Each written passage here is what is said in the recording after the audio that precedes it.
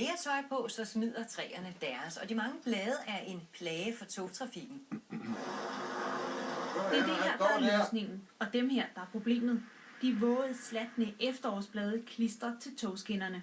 Og når togene så kommer og kører på skinnerne selvfølgelig, så bliver skinnerne fuldstændig som is og glat, og så kan toget faktisk ikke bremse.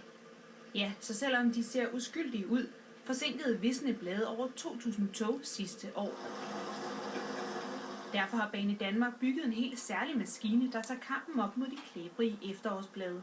Den her fedte af tog er jo rent faktisk en køreledningstrolje, men vi har jo udstyret den med som til et spuletog, hvor vi jo så spuler skinnerne med vand. Banedanmark har i alt 4 af den slags tog på sporet for at fjerne løvfald på de værst ramte strækninger. Togene rengør hver dag 1000 km. Det er jo en smuk tur. Toget her spuler skinnerne fra København og nordpå langs kystbanen. Men jeg kan se, at vi har fået signal her fra Østerport, og vi tager en tur mod Helsingør. Trolderne har formonteret dyser, der højtryksspuler skinnerne rene med varmt vand. Og vi bruger cirka 2-3.000 liter vand.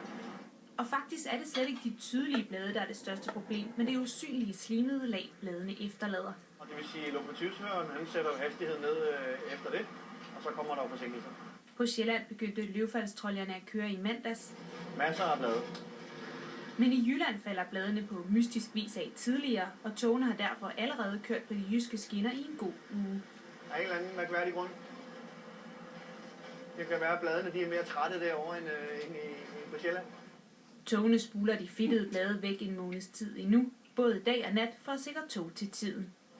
Det er nok de dyreste blade i Danmark.